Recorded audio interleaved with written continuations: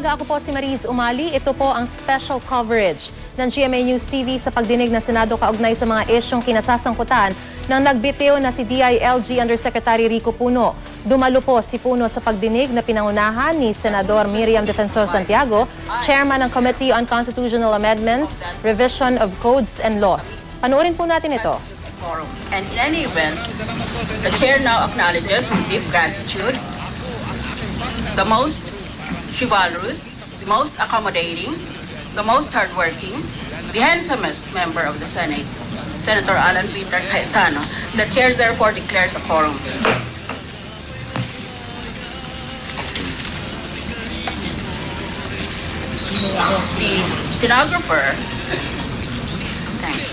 The stenographer will please take down the names of the persons invited and the names of the persons who are present. To save time, we'll no longer call out the individual names. There's something that bothers me from all the excuse letters of those who are not present.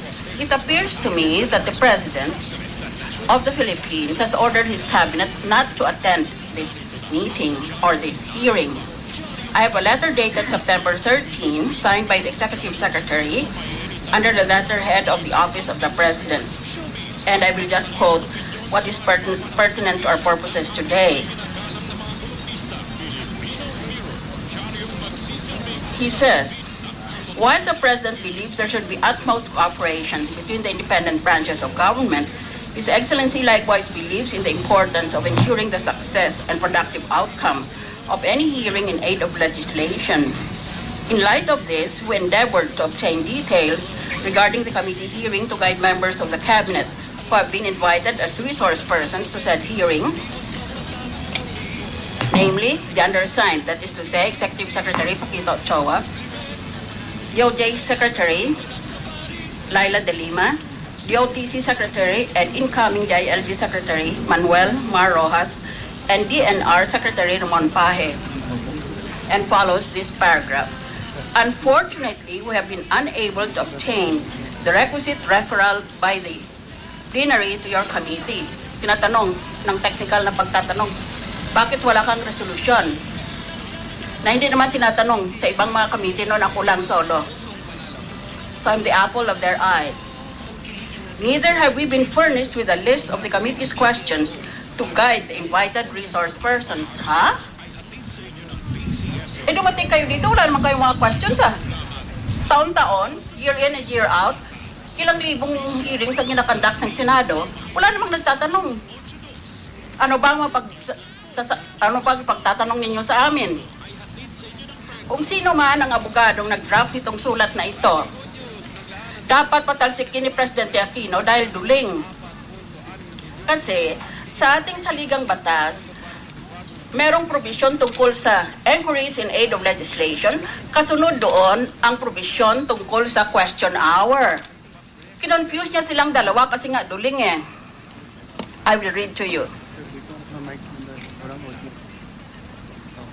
The provision of the Constitution. This is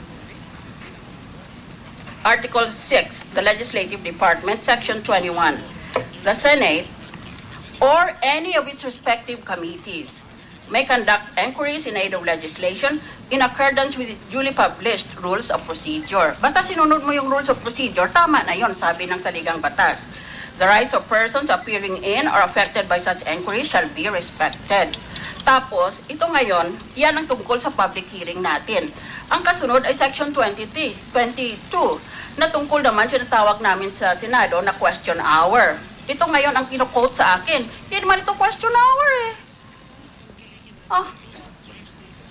Dapat suntukin na lang kaya yung abogadong yun for having low IQ? Kung sino man yun. Nakaka-insulto eh. Section 22. The heads of departments may, upon their own initiative, with the consent of the President, or upon the request of either House, as the rules of each House shall provide, appear before and be heard by such House on any matter pertaining to their departments.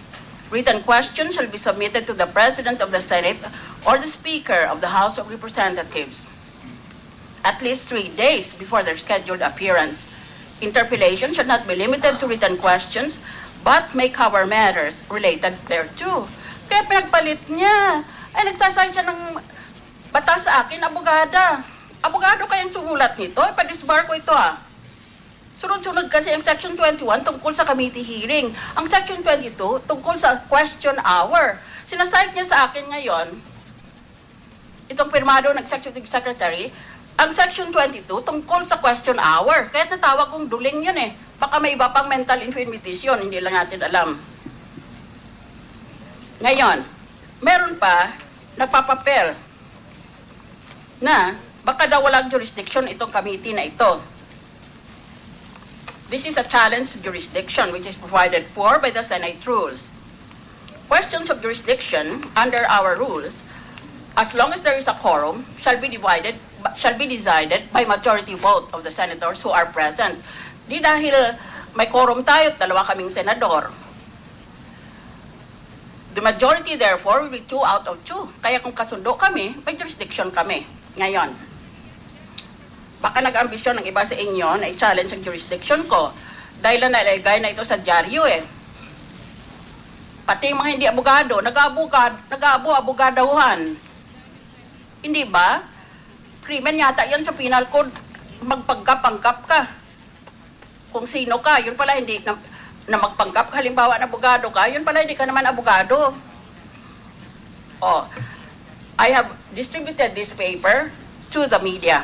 Answers to allegations against committee jurisdiction in the Puno probe. It is prefaced by my statement. This paper should be entitled A Manual for the Nincompoop. First allegation, the Senate did not pass a resolution, therefore the committee has no jurisdiction. Kasi ganitong paraan dito sa Senado. Kung gusto mo mag-imbestiga ang Senado, mag-file ka ng resolution. Tapos, ilista yan sa agenda. Pag nag-umpisa ang aming session, ang unang gawin namin ay ang reference of business. Ibig sabihin, binabasa ang listahan ng mga na-file na bills and resolutions, ina-assign sa committee niya. Yan ang hinahanap nila. Iyan kasi, gagawin mo yon kung gusto mo na ibang committee at ibang chair ang gagawa ng investigasyon dahil wala ka namang karapatan bilang senador na mag-utos sa kanila. Pantay-pantay lang kayo. Pero kung sarili mong committee, sabi ng aming rules of the Senate, yun ang problema pag illiterate kasi nagbabasa Ay, magpapagalit to ang sarili ko nito, mag-high blood pressure ako. Kasi, ako ba'y dapat magsagot pa nitong mga ito? Hindi ba sila marunong magbasa at i-apply nila? I don't want to educate these people. I'm not being paid. Ayaw ko na nga magturo sa UP College of Law. Ito pang mga ito. Kasi wala raw resolution, kaya walang jurisdiction. Saan nila kinuha yan? Basahan po kayo ng batas.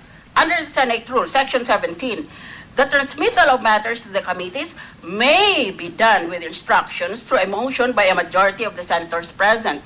The use of the word may indicates permission, while the use of the word shall or will indicates compulsion. Our Section 17 uses the word may. This indicates that another method may be used, such as simple assumption of jurisdiction by the committee instead of referral to the plenary session. Ang nangyayari kasi, pag hindi nakaintindi ang senador tungkol sa batas na ito, gagawa siya ng resolution na i-assign dapat sa committee niya. Pero nahihiya siya dahil akala niya, kahiyan niya na ikaw ang nagsabing mag-imbestiga, tapos ikaw din ang mamuno ng committee. Kaya ginagawa nila, nakikiusap sila sa mga kapwa senador nila, pwede bang ikaw na lang mag-author nito dahil nakakahiya naman kung ako pa. Hindi naman nakakahiya yan At saka hindi nang kailangan yun. As long as you have competent jurisdiction, you can motu proprio on your own. Order an investigation. That's under 1 of the Senate rules. Number 2, iba pa ang Senate rules sa Rules of Procedure governing inquiries in aid of legislation. Iba pa ito. Section 2, Initiation of Inquiries. Inquiries may be initiated. Ibig sabihin committee hearing, pwedeng umpisahan. Inquiries may be initiated by the Senate or any of its committees if the matter is within its competence. Ito, Committee on Constitutional Amendments, Revision of Codes and Laws. Revision of Codes and Laws. Kaya sinabi nga ng topic natin ngayon, is the Puno event. Remember, notice that I did not use the word Puno alone. I wrote the word event kasi sa Amerika ngayon, basta may nangyari, they are now using the preferred word event. For example, the creation of the universe is now called the creation event. Kaya hindi ko naman sinasabi na si Puno lang imbestigahan kung hindi lahat nakaugnay sa kanya. At nakalagay maliwanag dito sa aming rules of procedure that the inquiry, the public hearing, may be initiated by any of the committees if the matter is within our competence. Revision of codes and laws ako eh. Itinitingnan natin kung kailangan i-revise natin ang Administrative Code at ang DILG Act as amended. Nakalagay din yan sa paksa na pinapadala sa lahat ng mga testigo ngayon at sa lahat ng kasapi ng aking Constitutional Amendments Committee. Kaya nag-aksaya lang ako ng buhay kung pansinin ko pa itong mga the lowest creatures on the food chain. Hindi ba?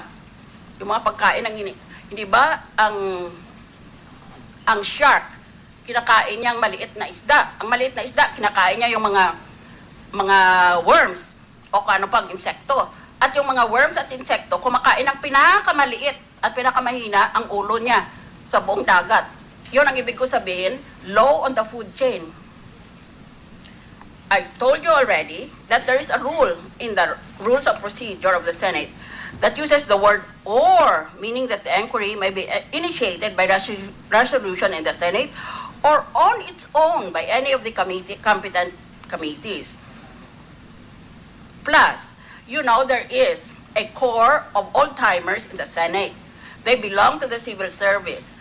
Senate President in and Senate President out. Whatever the composition of the Senate, they just remain there so that we can consult them according to their long experience in the Senate. They are therefore familiar with the customs and traditions of the Senate, which are not necessarily included in the Senate rules or which are not even touched upon. So nagtanong kami kay Director Edgardo Garvida of the Senate Committee Affairs Bureau. He has affirmed that Senate tradition has upheld committee jurisdiction even if there is no resolution, bill, or privileged speech referred by the plenary session to the particular committee. In other words, to divest the committee of jurisdiction today, the Senate is to make an exception of its own tradition. That exception would indicate discrimination and maybe even partisanship. Noon pa, pinapayagan naman ng iba-ibang kongreso, iba-ibang senado, na basta committee mo yan at nasa jurisdiction ng committee mo, hindi ka na kailangan mag-file ng resolution dahil i-assign lang naman din sa iyo, kaya bakit mo papatagalin? Ngayon ginagamit yan laban sa akin. Second allegation, there is no proposed law. Eh wala ka namang batas. Bakit ka mag-conduct ng legislative hearing? Ano itong mga illiterates na ito? Should be called the living dead. Kasi kunwari buhay, pero namatay ng mga utak nila. Hindi man lang sila nagbabasa. Under the rules of procedure governing inquiries in aid of legislation, Section 1, such inquiries may refer to the implementation or re-examination of any law or appropriation in connection with any proposed legislation or the formulation any proposed formulation of or in connection with future legislation or will aid in the review or formulation of a new legislative policy or enactment. They may also extend to any and all matters vested by the Constitution in Congress and or in the Senate alone. I can recite to entire hundreds of cases where the Supreme Court held, basically, that the power of inquiry of the Senate is almost plenary. There does not have to be a law that's specific from the Supreme Court. Because you might just be thinking of a law, pwede na yan. Or, baka merong batas, pero pinag-iisipan mo kung paano mo amenda ang batas na iyan para maging lalong mas maganda. Kaya in other words, maski basta may tungkol lang sa batas, past, present, or future, basis na iyan for an inquiry. Again, I accuse my critics of illiteracy, of a criminal degree. Number 2 answer. Under the Senate rules, Rule 10 of the committees, Committee on Constitutional Amendments, Revision of Codes and Laws, all matters proposing the compilation and revision of existing codes and laws. Malapit na akong mag-introduce ng bill. to make idiocy a crime in the Philippines punishable by life imprisonment because we have no more death penalty. Biro mo, panahon ng ating Senado, ginugugol natin sa pagpaliwanag, inaaksaya natin ang panahon ng ating Senado. Sa mga ganito, gusto akong pasagutin ng mga ganitong pagtatanong na maliwanag naman ang mga sagot ay nasa rules of procedure namin o kaya sa Senate rules namin. In the notice of meeting sent to the 11 committee members, the chair specified the topic as evaluation of the DILG under Secretary Rico Puno event under the Administrative Code and the 1990 DILG Act as amended. Thus, to repeat, the committee will review the Administrative Code, the DILG Act as amended, and depending on the outcomes, recommend their revision. Third allegation. The present DILG investigation, allegedly conducted by Malacanang, prevents the Senate from conducting its own investigation. Ano naman ito? Ano naman itong illiteracy na ito? Answer. Under the Rules of Procedure Governing Inquiries in Aid of Legislation, Section 3, Jurisdictional Challenge, the filing or pendency of any prosecution of criminal or administrative action shall not stop or abate any inquiry to carry out a legislative purpose. Sayang lang pag-eskwela ko sa UP College of Law na pinapasagot ako ng mga ganitong uri. Dapat dito sa pituin, dapat sana may karapatan akong sa pituin ng mga nagtatanong ng ganito. Fourth allegation, the probe should be transferred from Miriam to some other senator who chairs some other committee. My comment is, what's not to like about me, ha? Bakit? Nakakahawa ba ako? Am I so repulsive that the hearing on an important public controversy should be transferred from me without any basis to some other committee? I have distributed this paper to the media para intindihin nila. Bakit maaga pa, nag-umpisa na naman ako. Hindi ka pa naman matuyuan ng dugo dito eh. Let me start. Mr. Puno, I will ask you later to answer these questions. I will now read this to you so that you can prepare, you will have adequate notice to prepare your answer. Last night, I received a letter, anonymous in nature, from the internet. Please be informed, Madam Senator, that Usec, Rico Puno, is telling his friends, relatives, and associates that he will be transferred to the Bureau of Customs. For your information, Ina Puno, his daughter, who wrote a blog blasting a TV network and a person, is the same Romina Puno who is employed at the Bureau of Immigration because of the influence of her dad. Also, Rico E. Puno's brother was instrumental in the appointment of his brother, Patrick E. Puno, to a lucrative post at PAGCOR in 2010, VP for Finance and Procurement. At present, Rico E. Puno's cousin, Adolfo Escalona, sits as the executive director of the powerful road board. A nephew of Rico Puno named Marco Puno Santiago was likewise appointed as Usec, Assistant Secretary, at the PLLO, Presidential Legislative Liaison Office, purportedly to coordinate road projects with congressmen at the House of Representatives. Also, a certain Maria Angela Escalona Ignacio, a niece of Rico Puno, was appointed as commissioner of a sub-agency at the Department of Finance. Madam Senator, please disclose this to the public. Rico Puno has been bad-mouthing you and your husband, Usec Jun. He has been telling incredible tales about you, your husband's gambling habits, and your alleged anomalous projects and dealings in your husband's province. He is also telling his friends that when he assumes his new position, he will do everything to destroy Deputy Commissioner Swan Singh, your cousin. Swan Singh will be out of the Bureau of Customs by December, according to him. Please investigate this person for the sake of the Filipino people. We politicians are habituated to receiving these anonymous complaints. You can never tell. Sometimes they're just talking through their hats. Sometimes they just want me to take up their own personal causes at no cost to them. But this letter can be either confirmed or denied with respect to the factual details that it supplies. Plus, I'm also familiar with the habit of anonymous letter writers of telling me what bad things are being done against me and my family so that I will get angry. Sana naman itong sumulat na ito ay napakilala para dito siya at kung ano man ang pagbibintang niya ay masagot sa publiko. Ngayon, bakit tayo tumawag nito?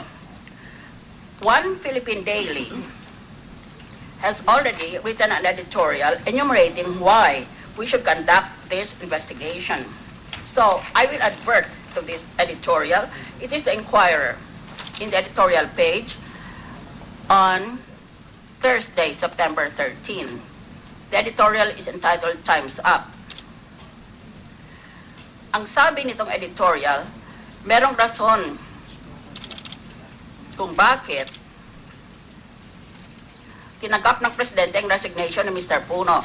In the first place, Puno's puzzling decision to keep silent. So, Mr. Puno, that is the first question. Why were you so silent after the death of the Secretary of DILG, only to surface today? That was over a month ago. Reading. Moving on. Second, the President has already appointed a replacement for Robredo, his own running mate, Mar Rojas. The President had assigned operational control of the PNP not to him but to Puno. But Puno stayed put and his friend, Executive Secretary Paquito Choa Jr., decided to fight a rearguard action. That Puno did not immediately offer his resignation after the Rojas appointment was another hit to Mr. Aquino's credibility. Third, said this editorial, the arms sale controversy that now haunts Puno raises urgent questions about his integrity and also about his relationship with the President. While the PNP did not proceed with the proposed purchase in 2 batches of M4 assault rifles, in part because Robredo stopped the bidding process, Puno has some explaining to do. Why did he compromise his position by joining the inspection trip to the Israeli manufacturer? A decision that prompted a DILG report to raise possible conflict of interest question. Fourth, the scandals that hounded Puno in his early months in office continue to bite at his heels. His inept handling of the Luneta hostage tragedy in 2010, his failure to crack down on wetting, symbolized by his offhand revelation that operatives of the illegal numbers game had sent feelers for a possible meeting and he did nothing, remains a stain on the administration's record. That is what they're asking of you. So, you could use this opportunity to clear your facts. Ngayon, let me tell you how we shall proceed. First of all, we'll take up the question of wetting. Archbishop Oscar Cruz, who is almost a rock star in the anti-gambling world, is present. We'll take up wetting with him. Then, we shall go on to the alleged anomalous purchases of weapons in the PNP, starting with first, the intention to purchase assault rifles, later redirected to the purchase of Glock pistols. Then finally, we shall go on to illegal logging. And we shall end with the investigation report on the Luneta hostage-taking incident that was composed of 2 volumes. We're only concerned with volume 1 of the report by the Secretary of Justice, Secretary De Lima, where she recommends the administrative and criminal prosecution of Mr. Puno, and then the subsequent report signed by Executive Secretary Ochoa, absolutely reversing, with respect to Mr. Puno, the recommendations of the Secretary of Justice. May I request from Senator Cayetano if he has opening remarks? Thank you. Thank you, Madam Chair. Thank you for your introduction. You'll get more objections from the other senators than this hearing with your introduction sa ating po mga bisita. Bishop. Madam Chair, I'm here today not only to say yes to a fellow senator who means well, but also because I think one of the reasons hindi nagbabago yung ating bansa because iba yung standards pag nasa administrasyon ka, iba standards pag nasa oposisyon ka. So while we have always taken care not to invite the president as the leader of our country, and because it's a co-equal branch, we have also extended the same courtesy to the executive secretary. When it comes to the heads of the departments, they come to us for their budget, and the Constitution are full of provisions wherein it commands them to be accountable at all times, and there are really check and balances. Sa madaling sabi ng Madam Chair, nung panahon ni Presidente Arroyo, marami po sa amin kasama si President Aquino ay nagsasabi, bakit pag may hearings ayaw mag-attend ng mga sekretary? Kung walang tinatago, dapat mag-attend. So kaya po ako nandito dahil tingin ko po dapat pareho yung standards. That's why I thank Usec Puno that although he resigned already, he chose to come here. I know it's difficult to face the media and the Senate panel, pero hazards of the trade no? Madalas ko sabihin, wala naman pumilit sa atin na pumasok sa gobyerno at kahit meron, tayo naman nagsabing pumasok tayo. So I thank you, sirs, the Chief PNP and the Sir Escueta from the NAPOLCOM and all the PNP officers who are here. Pero dun po sa mga secretaries na hindi nag-attend, baka it's time, karamihan dito mga kaibigan ko pa, pero baka they have to rethink their position because during the time, Madam President, of President Cory Aquino, President Ramos, and President Erap, basta't may hearing ang Senado, bukod po sa ma'am na walang nagque-question na kapwa senador, wala din pong secretary na nagque-question. Kasi kung hindi man ngayon, sa budget hearing, kailangan pa rin nila pong sagutin yung tanong nyo. At kung hindi man sa budget hearing, maraming ibang hearings na papasok. So anyway, Madam Chair, just so that I don't delay this hearing further, definitely, ang laki ng problema ng regulation sa ating bansa, ng illegal logging, illegal gambling. We're not saying that the people in front of us, that Usec Puno is at fault here, but we do want to know, in his stint there the last 2 years, kung ano man naging problema at paano to isolve. I was hoping Secretary Pahi will be here because just this morning I heard na sa Mindanao ang laki-laking shipment ng illegal logs na nahuli. Samantalang with EO23, dapat totally walang logging at pinaalis niya sa lahat ng legal loggers ang mga equipment nila at tao sa forest. Kasi dati po ma'am, pagka nahuhuli, sinasabi, hindi kasi nila malaman kung legal yan o illegal. Tinanggal na lahat ng legal ngayon na logging with that executive order, yet lantaran pa rin ang pagtra-transship at pagpuputol ng mga kahoy. So anyway, Madam, I'm here not only to support, but I hope that this will send a strong message to the other secretaries that in the system of the Philippines na check and balance, it's important that the Senate does its checks. No? Hindi lang sa Supreme Court, hindi lang sa katulad ng Chief Justice, but also to the executive branch, whether or not we are close or far from them in the political spectrum at any point in time. Thank you, Madam Chair. Thank you very much. I join myself, with your permission, with those remarks. Now let's go to the topic of illegal wetting. I will recite certain facts. On 21 September 2010, that's about 2 years ago, in a Senate hearing, Archbishop Cruz, who is present, implicated former PNP Chief Jesus Verzosa and Usec Puno, among others, as recipients of wetting payola. I have the complete list, but it is not necessary to read out all the names, except that it includes Undersecretary Puno. Many in the list were identified as wetting lords and operators. Verzosa and Puno were identified as recipients of, quote, national wetting payola flow, unquote. In the same Senate hearing, Mr. Puno said he is the target of a smear campaign by wetting operators after he started reorganizing his staff in the DILG. He said that after the reorganization, he started seeing his name being linked to wetting payola. He said those leveling the accusations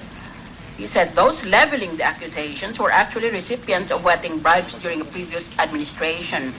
Puno confirmed that he received feelers from wetting operators who wanted to know how to continue the illegal numbers operation under the Aquino government. Puno said he rejected the offers from the wetting operators. After that day, I delivered my own privilege speech. It was entitled DILG plus PNP equals wetting. And as a response, Malacanang at that time, 22 September 2010, said that the alleged involvement of Usec Puno in wetting operations would be included in the ongoing investigation being conducted by Secretary Jesse Robredo. Kaya inamin na ng Malacanang ngayon they're still playing coy. 2 years ago, inamin na nila nakasama na itong si Mr. Puno doon Tapos, itong recently lang, itong month of September 10, Archbishop Cruz made a statement that wetting is as alive as ever in the country, particularly in provinces in Luzon. He said it was no longer a surprise that the illegal numbers racket still operated in the whole of Luzon, particularly in northern, southern, and central Luzon, because the Aquino administration, from the very start, did not go all out against it, he said. He was quoted as saying, quote, "The president on one of the occasions had declared that eradicating wetting was not really a priority, and we wonder why," unquote. Archbishop, can you please confirm whether this report on the factual details is accurate, more or less? Yes, Senator, they are accurate. So, let me just make an excursus first. Under our administrative code, Mr. Puno, the Secretary of the DILG has full control and supervision over his department, as all other cabinet members do with their departments. But the administrative code goes on to say that there shall be 2 undersecretaries, one for local governments and the other for peace and order. Subsequently, there were announcements that the president allegedly gave you so-called operational controls, unquote, over the PNP. Is it true that you were given control over the PNP and that Jesse Robredo was excluded from that process of control? Madam Chair, first of all, can I read the statement before I answer? Yes, go ahead. First of all, I would like to thank Senator Miriam Defensor Santiago and this August Chamber for conducting this inquiry. This only shows that we are still a country ruled by law. 2 years ago, I faced this August body to answer accusations in the media against my person in connection with illegal gambling or wetting. I was accused of being a top wetting protector. My accusers wanted everyone to believe that even if I was only 2 months in office, I was able to rise to be a great power that they pictured me to be in such a short time. Fortunately, what came out from these hearings as well as the hearings before the lower house is but one truth. My accusers had no evidence whatsoever to substantiate their accusation. This only shows that my accusers either knowingly lied through their teeth or irresponsibly maligned my person on the strength, or if I may say, the weakness of their hearsay sources. One of my prominent accusers, with due respect to him, openly admitted in one hearing before the lower house that he had no evidence against me whatsoever and that he expected other people to investigate whether what he had heard from self-confessed criminals were true or not. Eventually, my accusers then relied only on lies and baseless accusations. They depended on the erroneous saying that a lie, repeated many times, will eventually become the truth. Especially in this day and age, when responsible journalism is but the hallmark of a few, and the reality that social media can be brutally quick in judging a person. I disagree with my accusers. To me, a lie should remain to be a lie, no matter how often it is repeated, and the truth should be the truth, no matter how strongly suppressed. For the record, I would like to state that 2 years after, not a single case have been filed against me by my accusers. To this day, aside from the allegations, no evidence has been presented to support the accusations made against me. Today, I again face this august body in compliance with an invitation I received. And I shall take this opportunity to again show that an accusation should remain to be such no matter how often it is repeated, and the truth remains to be the truth, no matter how strongly it is suppressed. As I had said in my resignation letter, as Undersecretary for Peace and Order, I am entrusted with functions that involve strict confidence, security, and protocol. Violating the confidential nature of my function may expose people to danger or jeopardize their critical operations. Hence, I am duty-bound to act with restraint and circumspection when subject to serious personal attacks in the mass media. This is why I have opted not to react to speculative accusations that have been hurled against me by some media organizations. A case in point is the clear instruction of the President to secure the offices of the late Secretary Jesse Robredo, including all his documents. Hence, I followed the orders. After securing the DILG office of the Secretary, I learned from Police Superintendent Oliver Tanseco, Deputy Senior Police Assistant for the Office of the Secretary, that there were documents in the condominium.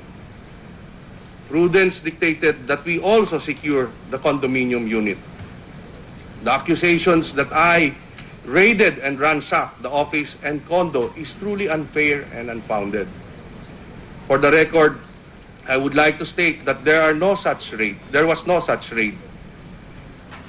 It was an order to secure, witnessed by representatives of the late Secretary, elements of the Quezon City Police, representatives of the Office of Internal Security of the Secretary, regular guards of the building, and my staff.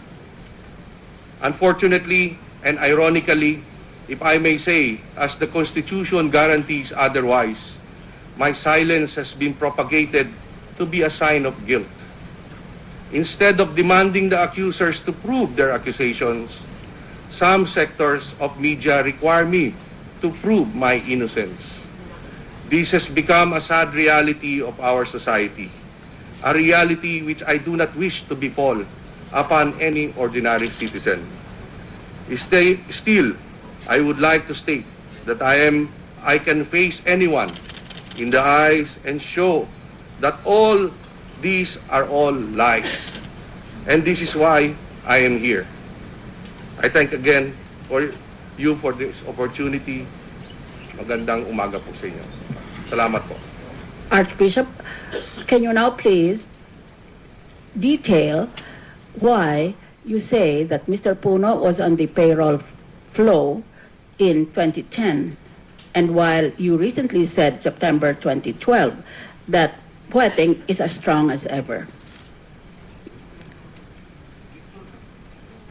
The truth of the matter, Madam Chair, is that I am rather proud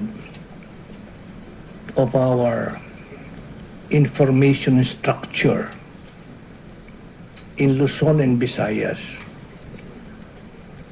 on wetting operations. In addition to that, this structural information body also name names and are not afraid to expose their health and lives to the danger brought about by wetting. Because wetting kills, madam. Wetting kills. In fact, I felt so bad when one of our right-hand man in wedding because he knew he was a wedding operator, so he knew firsthand that this fellow was gunned down in Dewey Boulevard. This is Boy Mayor, murdered without mercy. And up to now, there is silence all over on who killed him. Madam, you'll understand I'm angry. And one thing though, that this informational structure cannot and would not be able to present is hard evidence on wedding operations. Reason, everything and anything, especially money, they come in cash. No receipts are required. No receipts are given. No checks are issued. And definitely the information that we have received, I have always asked the legislative, the Senate and the House to please prove it, to please establish it as true, because the legislative department has all the agencies to be able to prove or disprove what we said. That's all, Madam Chair. In other words, Mr. Archbishop, you do not have the facilities as head of the Cruzada laban sa wedding to conduct your own empirical inquiries on the ground to verify whether these reports are true. You trust merely your personal capacity to tell whether a person is telling the truth or not. Basically, that is the way it is done, because even those who join us in this crusade, they are quite knowledgeable of the danger involved in this. And wedding is a big corrupt and corrupting business in the country. And therefore, you might want to know that we have come to be able to see that a good number of wedding cobradores all of a sudden disappear. No trace left, buried without any marker, precisely because they took some money from the wedding bets that they get. Madam Chair, wedding does not fool around. Yes. It does not joke. It means business. And reason, because there is a lot of money in this most corrupt and corrupting exercise in the country. Senator Cayetano. Archbishop, good morning po ulit. Good morning po. Do I get it right? First of all, Archbishop, what you are communicating to our people is hindi totoo na harmless crime itong wedding. Dahil madalas po natin marinig na unlike drugs or kidnapping, etc., ay itolerate na lang ang wedding dahil harmless po ito. So aside from corrupting the morality or the morals of our people, the enforcement mechanism of this kind of illegal activity also leads to harassment and even death. Tama po ba? You're so correct. You're so correct. And as I said a little earlier, my heart really bled and I was angry when they killed there in Dewey Boulevard one of the biggest wedding operators in the country. Yes. I empathize because Boy Mayor was with us with yung laban po ng impeachment and he was a witness doon po. And it really breeds corruption, Archbishop. And having said that, you're trying to explain to us that the kind of evidence that lawyers expect or that you see in the TV dramas, no, yung may papel o may video, etc., is not the kind of evidence that you will get in weteng, because this is a form of organized crime.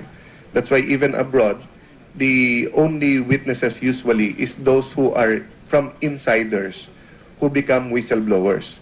So precisely, we cannot say na wag mo pakinggan yan dahil magweweteng din yan, because hindi naman ang magwi-witness dyan, hindi naman yung mga pare na hindi naman tumataya o lumalaban sa weteng. Ang magwi-witness dyan ay yung mismong nasa loob ng organisasyon. Having said that, Archbishop, what I wanted to point out is that madali naman malaman kung may weteng o wala eh. Kasi pag may umiikot na kobrador at kung may tumatama at may tumataya, edi meron. Pag wala, wala. But later on, I think the Chief PNP can bear me out. We always say dalawa yung klase. Yung isa na may bangka dun sa locality, no? Meaning binobola doon o kaya tinatali sa STL ang meaning identifiable. Kung gusto talagang hulihin, pwedeng hulihin. Ang problema, walang may protection, kaya hindi hinuhuli. Yung second, yung sinasabi nilang guerrilla type, meaning hindi mo mahanap yung bangka, pero mahahanap mo yung kobrador. But usually, because they are the lowest, to use the chairperson's term, no, food chain, dahil yung pumupunta bahay-bahay para kumuha ng taya, yun ang pinakamababa. Usually, yun ang hindi hinuhuli. And there have been studies, I think, that kung huliin mo lahat yan, mauubos ang oras ng pulis, something like that, or that's one of the expositions. No? But this is where I'm going to, Archbishop. I think that there was a lot of productivity in the expose of Senator Miriam Defensor Santiago 2 years ago, because this led Chief PNP Versosa to institute the one-strike policy sa PNP. No, meaning, and I'll ask the same question mamaya po kay Usec Puno and kay Chief PNP Bartolome, who used to be NCRPO, I think, at that time. Because ang problema natin, Archbishop, di ba, madaling magturo. So, kung head ng operations ng PNP si Usec Puno, or kung ako naging Chief PNP, madaling sabihin si Alan tumatanggap yan. And you'll never know. Only God knows kung totoong protector ka o lumalabang ka. And usually, the more you fight it, for example, Bishop, you have been, ang daming inimbento about yourself. Di ba? Para siraan kayo, para mawalan kayo ng credibility sa anti-weteng. So, I think that's what Usec Puno is also saying, that he can also be a victim of people try to discredit him. So, my point, Archbishop, is that the one-strike policy was quite simple. Meaning, kung Batangas man yan, Bataan, Batanes, Tawi-Tawi, di ba? Whatever city, whatever province, pag may nakitang weteng dyan, tanggal yung head ng PNP. Unfortunately, sa DILG, hindi mo naman basta fortunately or unfortunately, hindi mo basta pwedeng tanggalin ng governor or mayor just because may weteng dyan. But the theory is, hindi mag-i-exist yan na wala kang protector. Whether it's the PNP alone, whether it's the mayor or governor alone, or whether it's some higher up public official, Bishop. Can I ask you the straight question, Bishop? Is the one-strike policy the last 2 years, has it been effective o sa assessment nyo po? Meaning, itong last 2 years since the privilege speech ni Senator Miriam, grumabi ba, pareho lang, or bumuti, or depende sa area yung weteng sa ating bansa po? Pareho po ang kalakaran ng weteng at tungkol po sa one-strike policy. Kaya yung sabihin ko sa inyo na bago dumating yung raiding team ay may text na darating kami dyan. Wala nang pagka po nagpunta yung raiding team, wala nang tao pagkat nagparating na po ng text. In short po, tingin nyo pareho lang po. So, there's a short period na nagsastop during that time na may hearing, and then tingin nyo bumalik. Opo, itong hearing na ito, kukuha po yan, it will simmer down dahil sa hearing na ito. Pero after some time, ito na naman kami. Baka solusyon po mag-hearing tayo every month para parating wala. Kung, with your kind permission, may I say something about this? Please proceed. Alam niyo po, ang problema hindi sa lehislatura eh. Hindi problema yung batas eh. Meron na po at mahuhusay naman eh. Ang problema po, ang ehekutibo.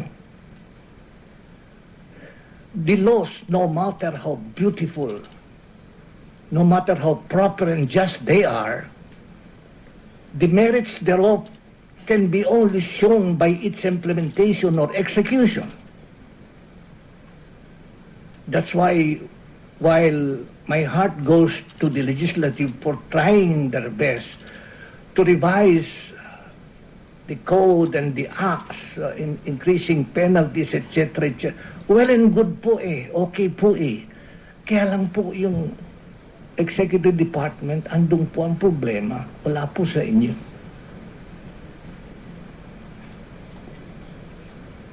At this point, let me acknowledge with gratitude the presence of Attorney Aquilino Pimentel III, who now wishes to ask certain questions with Archbishop.